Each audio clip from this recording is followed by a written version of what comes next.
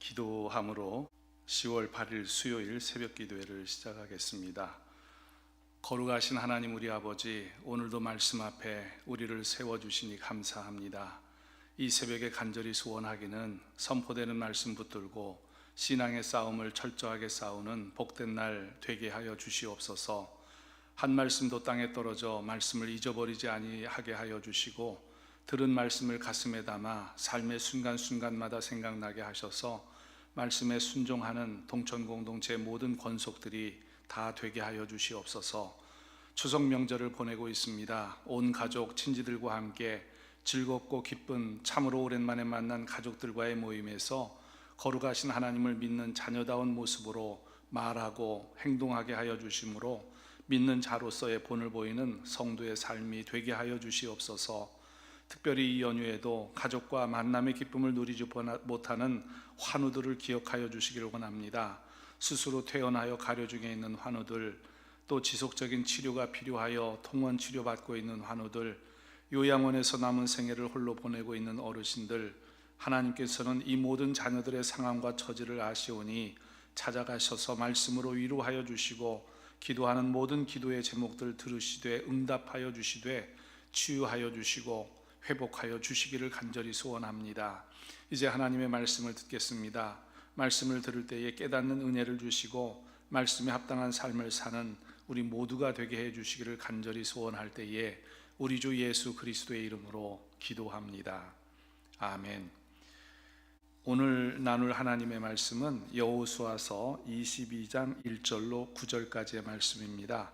제가 하나님의 말씀을 봉독하겠습니다.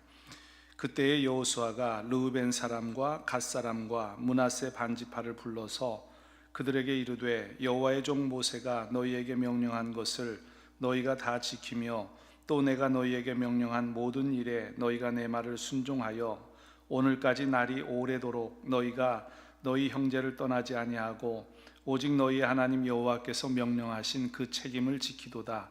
이제는 너희의 하나님 여호와께서 이미 말씀하신 대로 너희 형제에게 안식을 주셨으니 그런즉 이제 너희는 여호와의 종 모세가 요단 저쪽에서 너희에게 준 소유지로 가서 너희의 장막으로 돌아가되, 오직 여호와의 종 모세가 너희에게 명령한 명령과 율법을 반드시 행하여 너희의 하나님 여호와를 사랑하고 그의 모든 길로 행하며 그의 계명을 지켜 그에게 친근히 하고 너희의 마음을 다하며 성품을 다하여 그를 섬길지니라 하고 여호수아가 그들에게 축복하여 보내매 그들이 자기 장막으로 갔더라. 므낫세 반지파에게는 모세가 바산에서 기업을 주었고 그 남은 반지파에게는 여호수아가 요단 이쪽 서쪽에서 그들의 형제들과 함께 기업을 준지라. 여호수아가 그들을 그들의 장막으로 돌려보낼 때에 그들에게 축복하고 말하여 이르되 너희는 많은 재산과 심히 많은 가축과 은과 금과 구리와 쇠와 심히 많은 의복을 가지고 너희의 장막으로 돌아가서 너희의 원수들에게서 탈취한 것을 너희의 형제와 나눌지니라 하매 르우벤 자손과 갓 자손과 므낫세 반지파가 가나안 땅 실로에서 이스라엘 자손을 떠나 여호와께서 모세에게 명령하신 대로 받은 땅 곧 그들의 소유지 길르앗으로 가니라. 아멘. 여호수아서 20장부터는 약속의 땅에서의 정착에 대해서 기록하고 있습니다. 이미 각 지파별로 땅은 분배되었습니다. 이제 남은 것은 이 가나안 땅, 하나님께서 오래전에 약속하셨던 젖과 꿀이 흐르는 이 약속의 땅에 정착하는 문제입니다. 백성들의 정착을 다루고 있는 20장에서 가장 먼저 다루고 있는 것이 도피성 6개와 레위인 성읍 42개를 선정하는 것입니다. 어떻게 보면 땅 분배 이야기 중에서 가장 마지막 부분으로 생각할 수 있겠지만 레위 지파에게는 분깃이 없기 때문에 땅 분배 이야기에 포함될 수 없는 성격을 가지고 있습니다. 그렇다면 이것 역시 정착으로 보는 것이 맞을 것입니다. 그런데 여기에서 우리가 한 가지 묵상할 것이 있는데 약속의 땅에서의 정착을 다루면서 도피성과 레위인에게 분배할 성읍을 다루고 있는 것에 어떤 중요한 영적 문제가 의미가 있다는 사실입니다. 그것은 약속의 땅에서의 정착은 하나님과의 바른 관계에서만 가능하다는 사실입니다. 레위인의 사명은 이스라엘에게 하나님의 말씀을 가르치고 제사를 드리는 직분입니다. 그러므로 레위인들에게 지파들 각자의 성읍을 나눠 주므로 이스라엘 백성들은 가장 우선적으로 신앙의 기초를 든든히 다졌던 것입니다. 이 결과 21장 45절을 보면 여호와께서 이스라엘 족속에게 말씀하신 선한 말씀이 하나도 남음이 없이 다 응하였더라 기록되어 있습니다. 뿐만 아니라 21장 44절을 보면 여호와께서 이스라엘 백성들에게 안식을 주셨다 선포하고 있습니다. 이 말씀은 아브라함과 이삭과 야곱의 살아계신 하나님께서 사랑하시는 백성들을 위해 젖과 꿀이 흐르는 땅 하나님의 땅을 주시겠다고 선언하신 후에 드디어 그 약속의 말씀이 성취되었음을 만천하에 선언한 것입니다. 더불어 이스라엘 백성들의 신앙의 기초도 든든히 섰음 또한 선언하셨습니다. 대표적으로 하나님의 땅 분배에 대한 약속을 철석같이 믿고 자신에게 분배된 가나안 땅을 정복했던 갈렙처럼 이제 이스라엘 백성들은 하나님의 말씀에 근거한 믿음의 삶을 시작했습니다. 그리고 오늘 본문은 그때에 라는 말로 시작하는데 어느 때를 말합니까? 레위 지파에게 성읍을 분배하고 하나님의 약속의 땅에 대한 모든 말씀이 완벽하게 성취된 그 때를 말합니다. 본문 1절에서 3절은 여호수아가 요단 동편의 땅을 분배받은 지파들을 보내는 장면입니다. 여호수아는 모세가 그들에게 명한 것을 다 지키고 또 자신이 명한 명령에 충성했다고 칭찬합니다. 요단 동편의 땅을 분배받은 지파들은 요단 서편 가나안 땅에서 받을 분깃은 없지만 정복 전쟁을 외면하지 않고 앞장서서 싸웠습니다. 무려 7년을 그렇게 싸움으로 모세와 한 약속을 신실하게 이행했습니다. 이제 그 전쟁이 끝나고 돌아갈 때가 되었을 때 여호수아는 이들의 수고와 또 열심을 인정하고 칭찬하고 있는 것입니다. 또한 많은 재산과 가축과 은과 금과 구리와 쇠와 심히 많은 의복을 전리품으로 주면서 그들을 집으로 돌려보내는 장면이 바로 오늘 본문입니다. 특히 여호수아의 평가에서 중요한 부분이 3절에서 언급하고 있는 너희 형제를 떠나지 아니하고 라는 말입니다. 이 말은 이스라엘이 하나님의 말씀 안에 있을 때에 12지파가 어떤 관계로 살아갈 수 있는지를 아주 잘 드러내주는 표현입니다. 이스라엘이 하나님의 명령을 잘 지키면 이 12지파는 서로 떠나지 않는 관계, 즉 공동체로서의 관계를 유지하게 됩니다. 그런데 이스라엘의 암흑기를 그리고 있는 사사기를 살펴보면 각 지파들 사이에 갈등하고 이기적인 모습이 그대로 표출되어 나타납니다.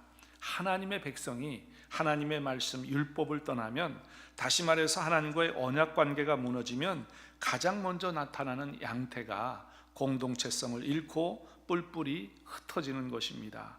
그런 점에서 가나안 정복 전쟁 초기에는 오늘 본문처럼 하나님과의 언약 관계가 동편 지파들이든지 서편 지파들이든지 잘 정립되어 있었고, 그로 말미암아 지파들 사이에 공동체 의식이 아주 확실하게 정립되어 있음을 잘 보여줍니다. 그리고 이어지는 4절에서 6절은 하나님께서 말씀하신 대로 너희 형제에게 안식을 주셨기 때문에 이제 너희는 돌아가라, 여호수아가 지시하는 대목입니다. 여기서 주목해야 할 부분은 여호수아가 이들을 요단 동편 땅으로 돌려보낼 때에 축복과 칭찬만이 아니라 강력한 권면을 하고 있다는 점입니다. 5절 보십시오. 오직 여호와의 종 모세가 너희에게 명령한 명령과 율법을 반드시 행하여 너희의 하나님 여호와를 사랑하고 그의 모든 길로 행하며 그의 계명을 지켜 그에게 친근히 하고 너희의 마음을 다하며 성품을 다하여 그를 섬길지니라 하고, 요단 동편 지파들은 이제 요단강을 건너서 나머지 서편에 있는 9지파 반 지파들과 떨어져 살아야 합니다. 실로에 있는 여호와의 성막과도 떨어져 살아야 합니다. 여호수아는 이들을 향해서 하나님을 사랑하고 그의 말씀을 가까이 하며 지키라고 특별하게 강조하고 있습니다. 왜 그럴까요? 요단 동편에서 살아야 할 지파들이 비록 요단강을 건너 떨어져 살아도 어디에 있든지 하나님을 사랑하고 그의 말씀을 따라 살면 하나님의 은혜와 복이 풍성하게 임할 것이고, 이스라엘의 정체성을 잃지 않을 수 있다는 사실을 반드시 기억하라 라는 그 의미인 것입니다. 여러분, 하나님이 이스라엘에게 왜 땅을 주셨습니까?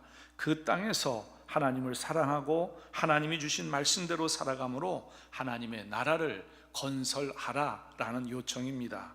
이것은 요단 서편 가나안에 있는 9지파 반도, 그리고 돌아가는 요단 동편의 2지파 반도 동일합니다. 이제 표면적으로는 전쟁이 끝났습니다. 그러나 이제부터 가나안 땅에서 말씀으로 살아내야 하는 영적 전쟁이 시작된 것입니다. 하나님께서 자기 백성에게 요구하시는 단 하나, 하나님을 사랑하고 말씀대로 사는 것입니다. 이것이 하나님의 복을 받는 유일한 길이지요. 이것은 오늘 우리에게도 동일하게 적용됩니다. 우리에게는 언제나 하나님을 떠나 거역하는 삶을 살아갈 가능성이 다분히 존재합니다. 그럼에도 늘 말씀 안에 거하기를 애쓰고 말씀에 순종하기를 실천해야 합니다. 그런 점에서 오늘 여호수아가 요단 동편 지파들에게 준 메시지는 우리들이 염두에 두어야 할 중요한 메시지인 것입니다. 이어지는 8절 이하를 보면 여호수아의 마지막 당부가 있습니다. 그것은 전쟁을 통해 획득한 많은 탈취물들을 요단 동편의 형제들과 나눠 가지라는 요구입니다. 전쟁에 참여하지 않은 자들에게도 동일한 혜택을 주는 것에는 다 이유가 있습니다. 그들이 전쟁에 나가지 않는 대신 고향에서 성읍을 보호하며 공동체를 지켜냈기 때문입니다. 그러므로 전리품을 나누는 것은 아주 공평한 행위였습니다. 이것을 하나님의 말씀으로 받은 것일 텐데, 사무엘상 30장 24절을 보면 다윗 역시 동일하게 말합니다. 전장에 내려갔던 자의 분깃이나 소유물 곁에 머물렀던 자의 분깃이 동일할지니 같이 분배할 것이니라고 말했습니다. 그렇게 여호수아는 전리품들을 챙겨 요단 동편 2지파 반의 손에 들려 보냈습니다. 특별히 9절을 보면 그들의 소유지 길르앗이라는 표현이 나오는데, 요단 동편의 땅을 분배받은 2지파 반은 이들이 비록 요단강 서편에서 싸웠음에도 불구하고 서편에 있는 땅을 기업으로 얻지 못했지만 이미 하나님은 동편에 길르앗이라는 아주 좋은 땅을 주셨음을 말씀하는 것입니다. 성도 여러분, 이스라엘 백성들에게 안식의 시간과 풍요로움은 모두 하나님의 말씀 안에 거할 때, 그 언약을 온전히 지킬 때 얻어지는 것입니다. 우리 역시 마찬가지지요. 우리가 누릴 수 있는 모든 평안과 기쁨과 안식은 하나님의 말씀, 하나님의 언약 가운데 거할 때에 주어집니다. 그런 점에서 교회가 하나가 되어 평안하기 위해서는 하나님의 말씀에 언제나 순종해야 하고, 성도들 각자가 영적으로 성장하고 풍요로운 삶을 누리기 위해서라도 하나님의 말씀을 언제나 기억해야 할 것입니다. 하나님께서는 우리에게 복을 주시기 원하고, 또 언제라도 그 하늘에 속한 복을 내려주실 준비가 되어 있습니다. 문제는 우리가 얼마나 하나님 앞에 또 그 언약 안에 잘 서 있느냐입니다.